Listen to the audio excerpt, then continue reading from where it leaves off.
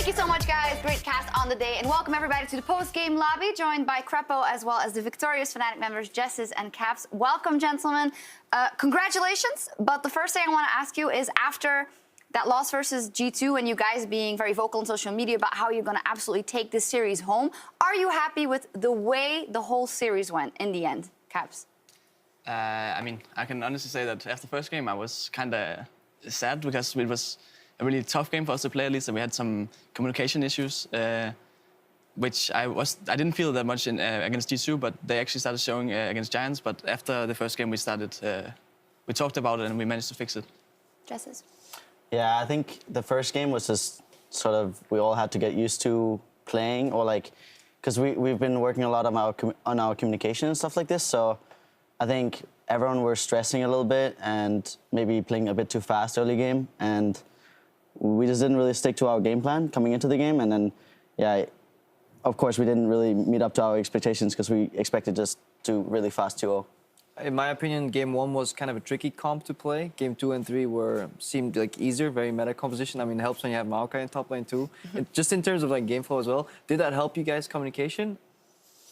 It's really nice to have SOAS and something that can roam a lot, or like communicate more in terms of TP and stuff like this, because on Alawi, he just wants to pressure his side lane and like do well and want us to play around him, sort of. And it's not something we've been practicing that much. We've been practicing a lot of the meta stuff, and yeah, I think that also made us change up the draft a little bit after first game.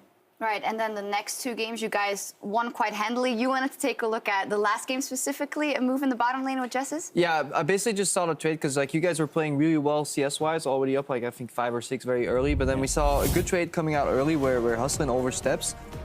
But then it seems like there's still a bit of communication issue in kind of the chase. I don't really care the fact that 2 flashes were used. I was just wondering, is this still something you guys are working on, or was this heat of the moment, or what went through your head right there? I think because all 3 games, this was the 3rd game, so all 3 games they were playing super passive, and they were really scared of even trading with us at any times. They were just playing Varus and just max range, farming with Q, and just avoiding us at all times. And we were like getting pretty impatient because even at that time we had to sort of drag back the wave because our jungler went topside, so we just played safe. And then we saw an opportunity. I don't know if we saw Rex or something, but they were really overstepping, and we were just like, okay, yeah, let's just go. And then we just called it, we just go. And I think it was fine until the moment where, I don't remember the exact play, but until Ashe flashed, I think. Yeah. It was a bit too much. And because you guys ended up being down with flashes after already winning the lane. Honestly, I think we were just a bit bored. Yeah. It was just, every lane was just really boring. Like, they were just farming. And do you think that's something that actually a lot of pro players need to get over? Like kind of the boredom of just passive lanes and then just... I mean, I don't mind playing passive or like just farming or being like the lane that has to like play back because you're winning on the other side. But it's like if it's 3 games in a row, you know, enemies only farming with Q, max range, it's, yeah. That's how we used to tell people back in the day. Oh, yeah? Back in the day, here we go. About the new blood, though. Caps, were you bored in the middle lane? I mean, game 1 and 2 was kind of annoying to play, I think, because I felt like every time I made him like go somewhat low and I was ready for the solo kills, he would just recall. He would just drop a wave or something and just recall. Was it the right thing to do for him, you think? I mean, I would never recall like he did, but I think that's what I'm asking. I guess he felt threatened. He was afraid that he would end up giving a kill, so he just backed out. I don't think you got this or you've seen this, but Krepo before the series did a special segment on you, taking a special look at your first series versus G2 and saying how you tend to play very risky at times and you sometimes are threading a thin line between dangerous play and... Yeah, we call it like there's a fine line between courage and stupidity, and basically saying like that you seem to like playing at the edge of like what is the risk zone.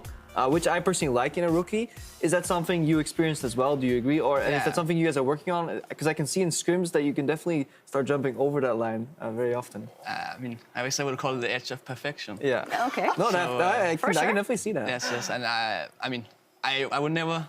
I mean, I've tried some games where it was like we would just practice macro or whatever, and then I would just not go for anything mid lane. I would just farm. But it would get really, really boring. Yeah. There we go again with the boring. So I mean, I'm a much bigger fan of just trading, going in for your skill shots and trying to dodge your opponent's skill shots, And I mean, as of now, I feel like it works. So. Yeah, it's very important to hear that you think it works. You're also the player of the series for this series. We had Perks on the desk last week after you guys played, and he was saying how he thinks you're a very strong player, and he is now working personally for him on more of the macro side of things in the bigger picture, and that's kind of the natural arc of a mid laner or of a player. And I see that in you now, because now you say, I just think it's more important to get that individual outplay. Do you ever think about, okay, what is the next step? Is the next step, I will need to focus on macro for a whole split, or I will need to focus on decision-making for a whole split, and does your team aid you in that? I mean, we have 4 veterans, I guess you can call, and they have been here for a long time. So they have a lot of knowledge, especially in macro. And I'm just getting like completely stuffed with the macro, I guess you can say. Rotations left and right. Yeah. And how to move and different compositions, etc. So I feel like I'm improving more on macro than individual play. Jez, as you've played in multiple organizations, in multiple roles, and you've seen like young teams kind of grow and stuff. Yeah. How is the Fnatic organization kind of working with you guys? Are they doing anything different for helping you guys kind of level up to the macro level? Because you're now in a new role again as well, kind of starting all over. I think I was in one of the more cheap organizations in my past, like as a player. But I think when I was coaching in Immortals, I definitely felt like the higher tier life of staff taking care of everything for you, and now being a player at Fnatic, it's the exact same thing, if not better, and I'm getting everything that I want. Basically, we're all getting everything that we want from Fnatic's side of things, and everything's going really great so far with Fnatic. Sounds great. I just want to know some examples. Is the furniture amazing? Is the house really cool? Yeah, they're taking care of furniture, food, clementines.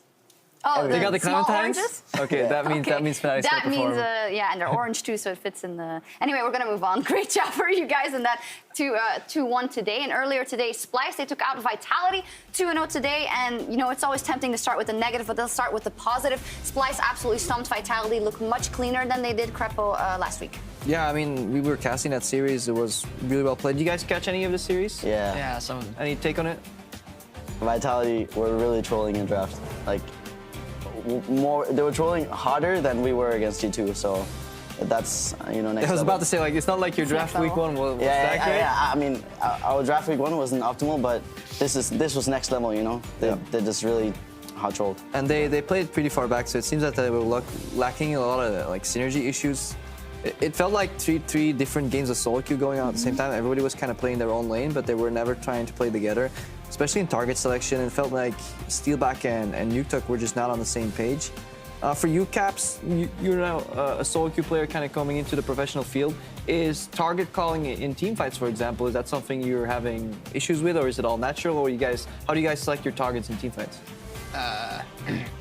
I don't. It's not something I've thought about actually. So I think it's just something that we do naturally. Yeah. Okay. That we just hit whoever is optimal to hit. Another thing on this plate. I mean, if you're on the same page, like it works. Then you don't need to. There's different comm systems that because we've had the benefit of watching different teams scrim, and some of them do it very naturally, where it's either like it's kind of discussed in replays, where they say it's either frontline or X target steps in, and then it can be very naturally.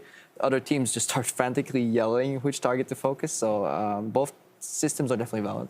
Splyce here, Wonder is player of the series in their performance. In general, what are your opinions on Splyce when we came into the split? A lot of teams were saying after scrims they look incredibly strong.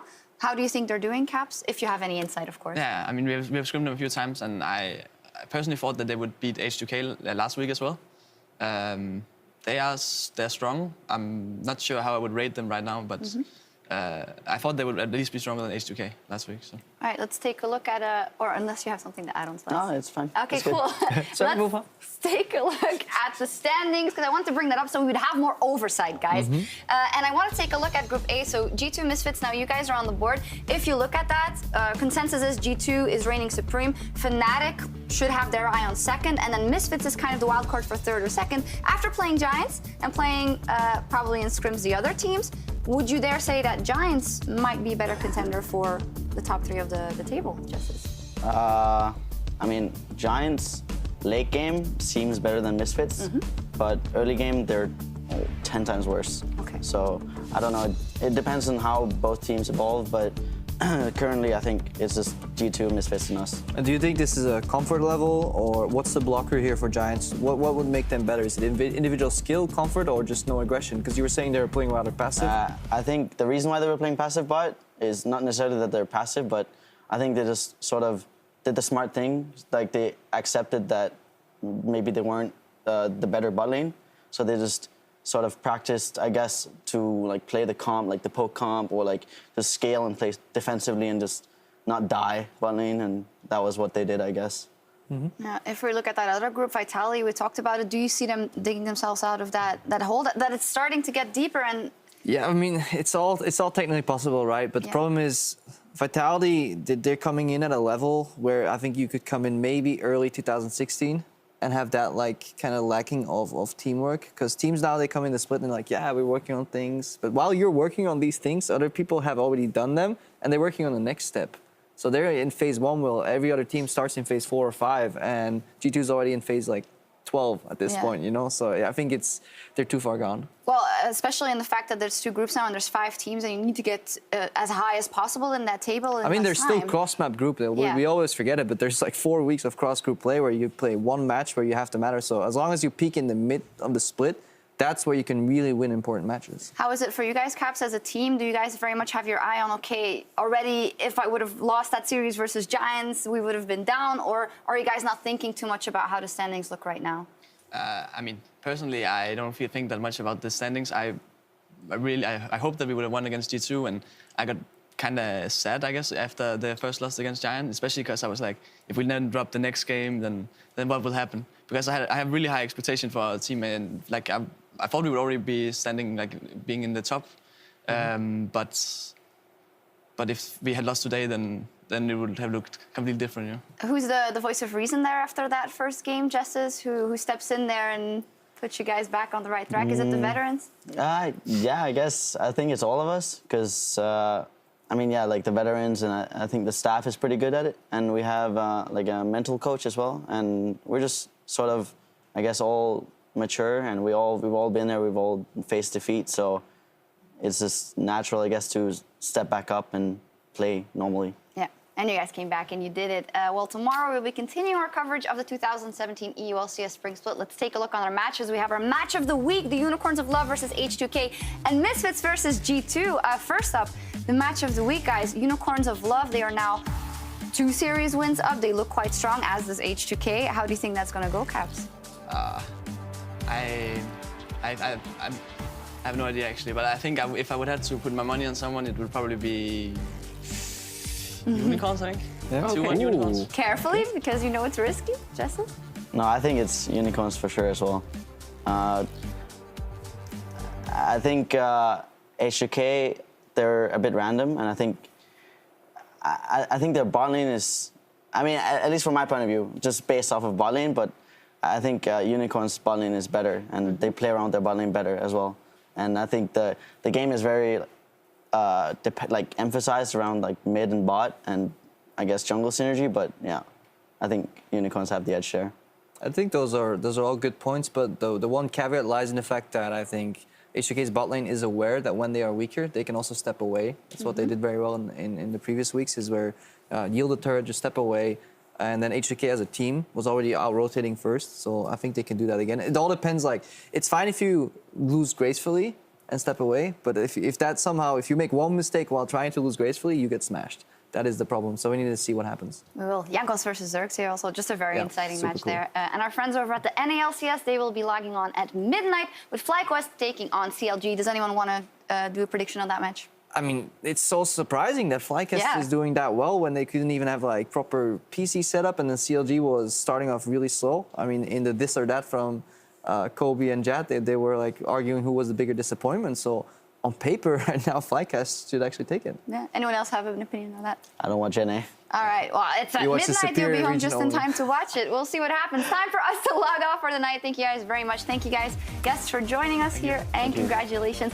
And join us tomorrow at 4 p.m. Central European Time. That is 7 a.m. Pacific for more European League of Legends. All right. Good night, nerds. Nerds. Oh.